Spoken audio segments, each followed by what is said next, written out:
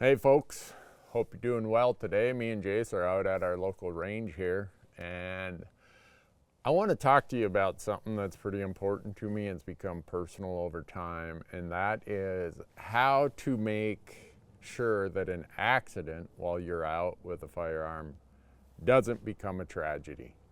That's what I want to focus on, and I know that when I talk about it in the context of a big game hunting rifle, it's going to have a different application when you're out with a handgun, whether you're out with a shotgun, whether it's whatever. But here's my point. No matter what we do when we're out hunting, accidents happen. But an accident doesn't have to be a tragedy.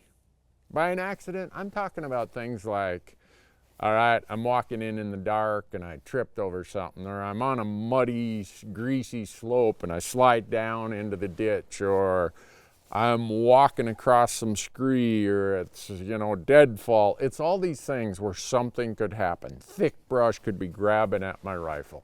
There's all kinds of instances when we're out hunting where accidents happen. We're human. These are mechanical devices. Accidents happen. But they can become a tragedy if, when that accident happens, there is a live round in this chamber. And that is why I don't put a round in the chamber until I need to. Now, I know everyone's going to have a different application of that, right? For me, when we're hiking in, when we're hiking around, when we're just sitting there glassing, I never have one in the chamber. Yeah, when we're going in for the final part of that stock, sure, I've got a live round in the chamber. If I'm sitting in a blind or I'm on a stand and I know an animal's going to come by real close, yeah, I got one in the chamber. I'm ready to hunt at that time. But I'm not going to rely on a mechanical device, i.e. a safety, as my way of preventing the tragedy. Because I've hunted enough to know that accidents happen. And I come from a background where my dad, the minute you stepped out of the truck, you had one in the chamber. And you were out hunting, we were hunting this really thick country in the north woods of northern Minnesota, and I learned that you just have one in the chamber all the time. Well, my dad had a hole in the floor of his 69 GMC pickup truck from a 30-30 that went off one time that was supposedly an empty round or an empty rifle, and we're lucky that nobody got hurt. As I got older, I came to the understanding, due to stories from people I knew, all the articles I'd read in newspapers, and now we see them online and in our news feeds, of all of these things that happen. And I used to think that, well, if I'm hunting by myself, then I don't need to worry about it. Well, that's not true either. I've printed off here, I have a chart with me. It's from the International Hunter Ed Association, and I just picked 1 year. And it talked about the contributing factors of incidents, injuries, while hunting. And it split it out between two-party incidents, in other words, when it was more than one person, or a self-inflicted incident. And there were 17 fatalities that were due to tragedies, accidents that became tragedies when the person was hunting alone, and 6 fatalities when it was multiple parties. There were 156 injuries that were non-fatal in this year, compared to 55 non-fatal when you were hunting in a party. So I know part of that is just the sheer number of times we hunt alone is probably more than the times we hunt in groups. So that contributes part of it. But I look at what are the top 3 events that happened, either the fatal, non-fatal category for people hunting alone. The trigger caught on an object. Nobody left the truck that day saying, boy, I'm sure my trigger's going to catch on an object and I'm going to get hurt today. Nobody says that.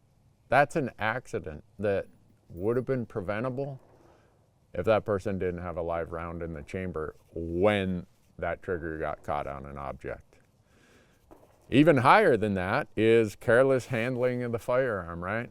You do something that, all right, I crossed a fence or I climbed over a pile of brush or I did something and the firearm went off accidentally. Again, if you're not in that hunting moment and you didn't have a round in the chamber, that's just an accident. It's not a tragedy. And then the third one is the shooter stumbled and fell. That happens a lot when we're out hunting. It's so terrible and tragic for whoever was involved and their families and the people who knew them. And I hope that the whole idea of this is to convince you that there are times that maybe, I just don't need to have a round in the chamber. So earlier this year, Michael said, I'm going to go out and I'm going to shoot a video about how quickly, in a bolt action rifle anyhow, in a hunting scenario, I could put a round from the magazine into the chamber and be ready to shoot. So he did that video, and man, it blew up. I'm like, what is going on in this video? Michael must have did something, man. It's getting a lot of great reaction. Well, it got a lot of reaction because he violated the first rule of communication. When you're going to tell an audience and you're trying to teach or instruct an audience, you always say, here's what I'm going to tell you. Well, that's not what he did. He said certain behaviors are, I think he said, ridiculously stupid. Whoops. Instantly, half your audience is not going to watch your video. They're just going to comment. We're gonna shoot one with one in the chamber. Jason's gonna give me the beep and we'll throw up the time and see what the time difference is. 100 yards here, 300 Win Mag. So, one's in the chamber, safety's on. Beep. It's a miss anyways. Okay, so we gotta,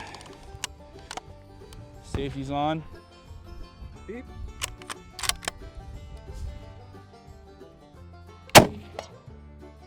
Actually hit that one.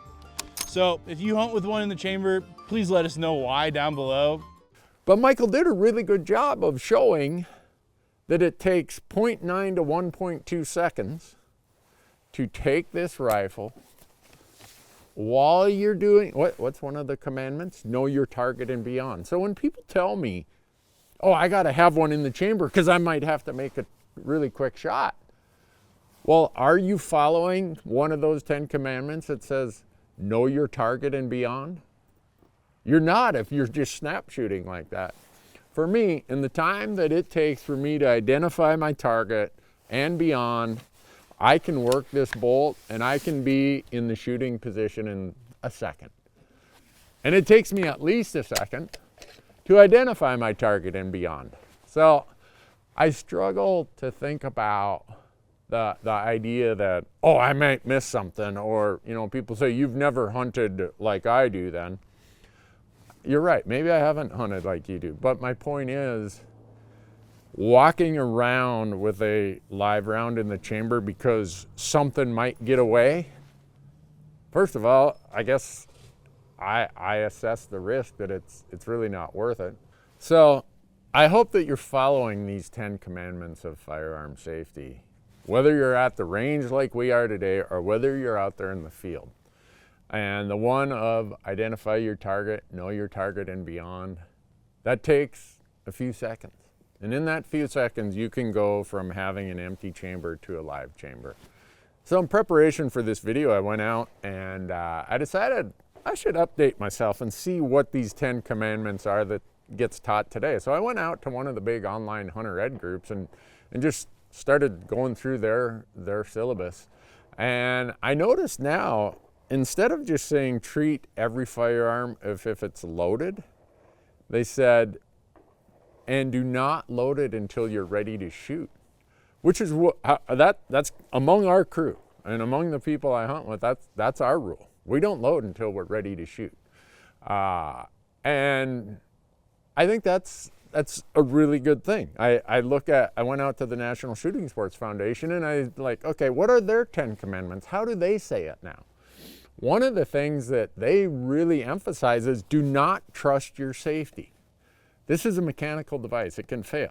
It can get moved. It can get bumped. And so I'm looking at how some of these hunter ed groups are teaching this stuff now, and I'm glad they're emphasizing things that I think are more practical and applicable in the hunting situation.